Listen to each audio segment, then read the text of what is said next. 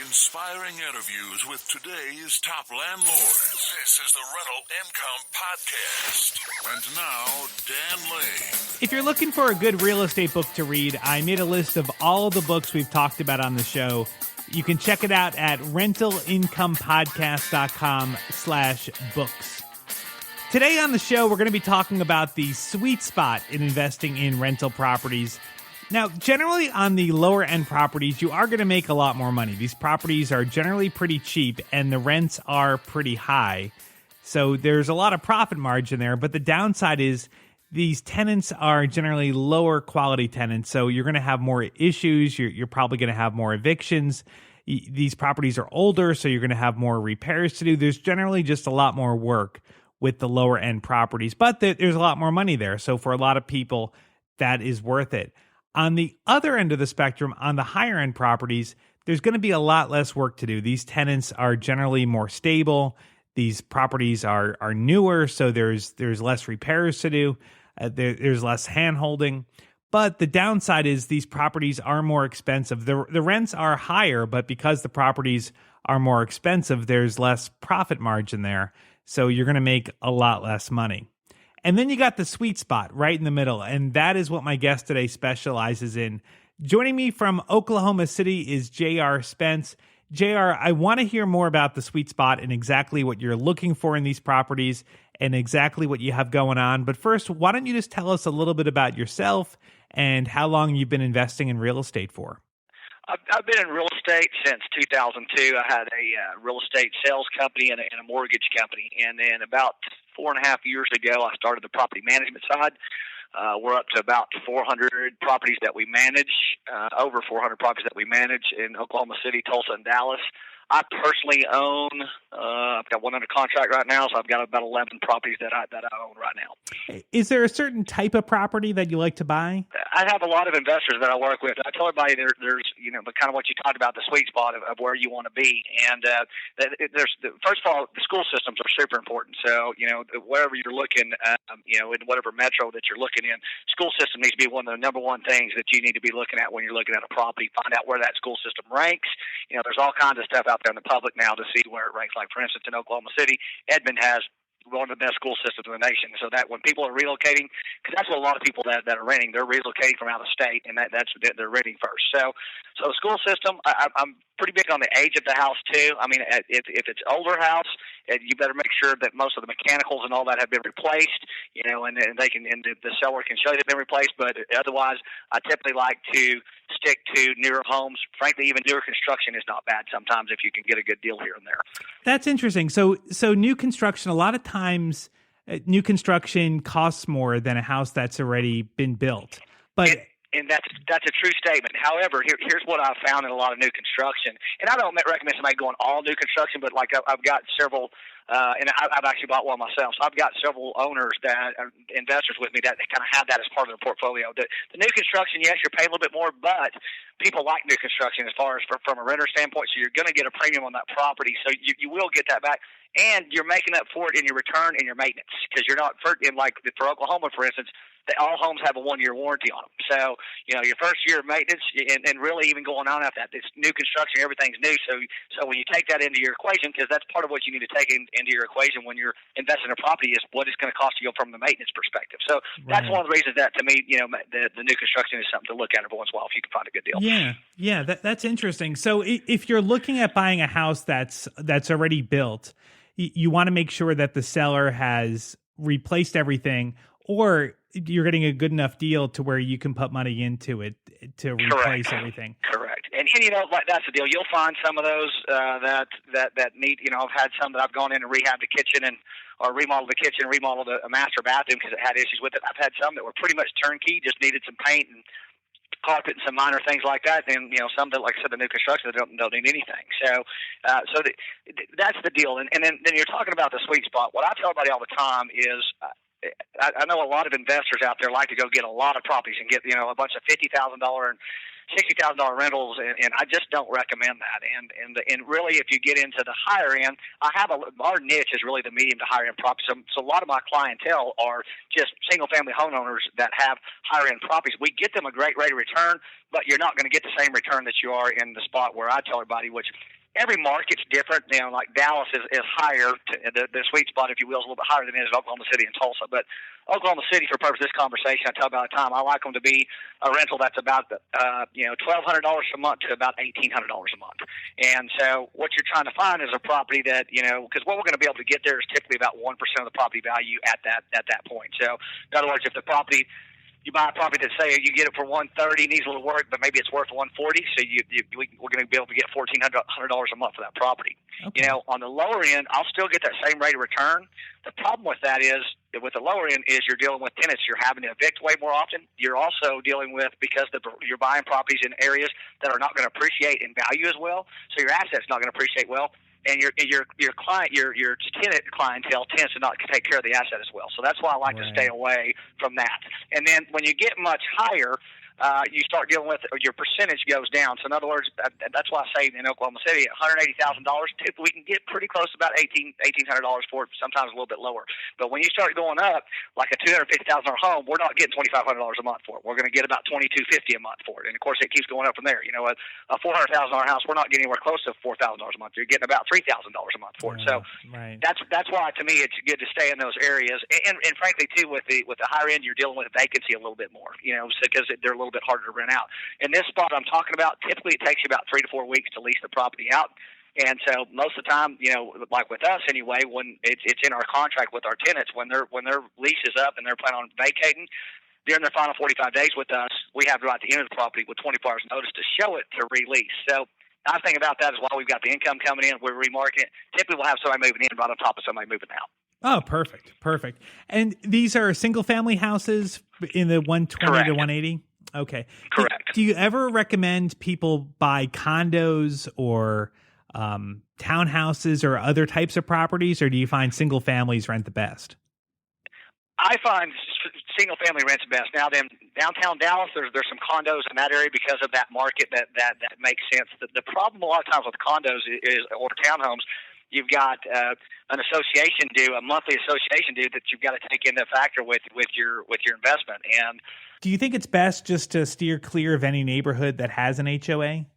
So not necessarily. I mean, sometimes. I mean, for instance, I've got one of our Israeli investors. They're buying 29 condos that they're buying directly from a builder, and they're doing that. So there's no dues from that. So if they're buying them in bulk like that or quantity, that there's definitely a good investment there. But a lot of times, some of these smaller, for your smaller investors, if you're out like I said, it does depend on the market. Oklahoma City, the example I was giving you was, they paid about $250 for that condo, and they're getting $1,000 a side. That's $2,000 return on a $250 investment. When really I could go, identify a property for 125 and 125 and get $1,250 a piece for those, and get $2,500 a month versus a $2,000 a month return on the deal. So with the single family residence, but there's definitely some scenarios where a condo looks good if the association dues are low, and if they include the insurance for the exterior structure. That's kind of a good thing, but some of them that have those higher end dues, I mean, there's some in Oklahoma City, for instance, that have $300 a month dues. But trying to get your return on that is going to eat into that because of those dues on that. Walk me through some numbers here. Now, a lot of investors that I've talked to use the 50% rule, meaning that half of the rent money that comes in, they're going to set aside to pay taxes, insurance, maintenance, upkeep on the house. In your experience, do you find that the 50% rule is a good rule of thumb to go by? It depends on the market. I think that's high. Okay. As far as 50%, I don't think it's that much. And once again, it depends on the property you invest in. If you've got that goes back to what we said in the first of this conversation. If you got an older property, then you need to take into account that you're going to have higher maintenance that you need to look into from right. that. So, Okay. What would be a good number then? So if you're looking at getting a place that has just been updated, or maybe it's new construction, like on a percentage wise, what would be a good amount to budget for everything? What I tell everybody is if you get a newer construction home, obviously you've got your management fees that are 10% a month that come out off the top on everything. I tell everybody if it's fairly new construction, I tell them to budget about $500 a year for maintenance on the property. And then I also tell them to give it a worst case scenario of we have a tenant that we have to get out and we have to evict, so count for not having 1 month a year in rental income. Okay. And that's what I didn't know what's a percentage to that, but that to me is what I tell people is you can prepare for. Most of the time that's not going to happen, but like I said, for purposes of putting the numbers together and being a smart investor, that's a good conservative thing to do. Now then, once again, if they get a property that's say built in an older property, then that number, that $500 is going to go up exponentially, just depending on the property. Now, your other big expense is going to be your loan, unless you're buying the house for cash. Now, you've been doing this for a long time. I'm sure you've seen people come and go. What would be a good amount of money to put down so that you're not so leveraged? Like, what do you recommend? Well, typically, I mean, obviously, you have to put 20% down to do an investor loan anyway. I recommend everybody to at least put 25% down. The reason why is you're going to get a better interest rate. The lenders will give you, like I said, you're going to take a hit on your loan because it's investor loan. So the rates that you see, and people need to be prepared for that. People think that they're going to get the rates that they see out there that are rates. Those rates are for owner occupied property. So for being investor property, you're going to take a hit first of all because of that fact. So one of the ways to kind of reduce that hit is put a little bit more money down. 25% instead of 20, and so that reduces your interest. But interest rates are still really good right now from that standpoint. But and what I have a lot of homeowners do, and what I do is I get my properties, and then I pick one property that typically the first one I've got. I take the income from those, and I sit there and pay that property down first until it's free and clear. Once you can get your properties where you're free and clear, you can leverage to loan off the equity in those properties, and you don't necessarily have to go get a loan every time and pay closing costs and all that stuff. So that's what I have a lot of my investors doing. That makes good sense too. Your other big cost is vacancy. What's a good way to make sure that you've minimized the vacancy? You mentioned before about marketing the property before your old tenants move out. Is there anything else that an investor could do to minimize their vacancy? Be realistic. That's what I tell everybody all the time is we're always going to price the property. My company anyway, we're going to price the property at the top of the market. But if we're sitting out there and we don't have anything solid on the property, we need to incrementally lower the price, because I tell everybody all the time is trying to get an additional $100 out of a property a month when it sits there vacant for a month and a half because you've had it priced too high. If you start doing the numbers to it, that doesn't make sense. So main thing is if you've got a good reputable management company that's getting you the numbers, if your property's not getting the numbers, that it's your property, and that's what I tell people all the time. I mean, and I have my own. I mean, I've got properties that I hit home runs on, and I've had some. I've got one right now that I did some rehab on it, but it's still sitting there, and I've had to lower it below what I want on it, but I need to get somebody in it. So because, like I said, vacancy is worse than take a little bit less on it to me is way better than let it sit there vacant for a month or whatever. When your leases come up, do you always raise the rent every year? No, typically after the first year, if they renew for a second year, we typically don't increase the rent. If they do 6 months, we do a 5% increase. If they do short, month to month or short term, we do a 10%. Typically after the second year, we might raise the rent. But I advise everybody to be careful with one. We all know that homes are appreciating and getting better.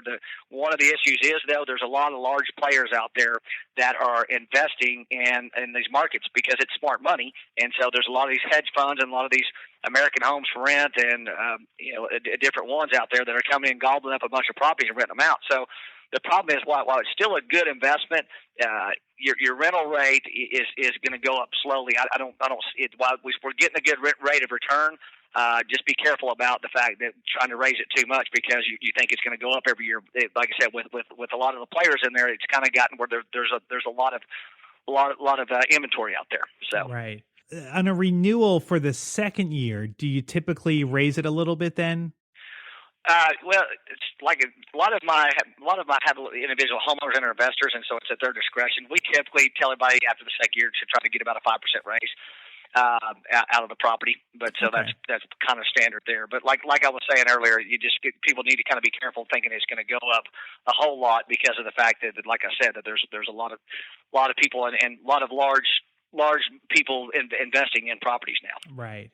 Well, JR, thank you so much for coming on the show. I know I've learned a lot. If somebody wants to get in contact with you or check out your company, where's the best way to find you online? Best way to find us online is at our website. It's at homeworksusa.com. That's HOMEWORX USA.com. And tell me exactly what you guys do. Yeah, we have property management where we have a sales side. So we like I tell me all the time, we do it all. I've got a roofing and construction company, so we do for our investors. We identify the asset for them, and help them with the purchase process of getting that done. Of course, get the property on the market for lease. And like I tell everybody all the time, I want to be able to get more for the property than, frankly, you could as an individual, even working with another realtor, because we put a lot of money and dollars in our online advertising as far as when somebody types in home for rent, home for lease, of course, Oklahoma City, Dallas, or Tulsa, our properties come up first on the search engine, and so does our website. So that's how we're going to get the traffic and get the best bang, best return for our investors, and frankly for just our individual homeowners as well. If someone is from out of town and they're interested in investing in one of the markets you work in, could they do it virtually without going there? Like, could they buy a property online? Absolutely. Okay. We have investors that are out of the country. So, okay. I mean, we've got investors from California to Colorado, and we've got them in Israel. I mean, we've got investors from literally all over the world. So yes, there's a matter of fact, I just hung up with the one out of Colorado a few minutes ago before this, and he's basically got one he's closing on and not going to be here for the closing or anything.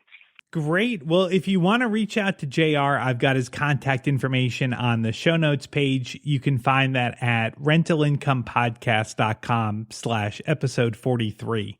Thank you so much for tuning in. My name is Dan Lane, and this has been the Rental Income Podcast.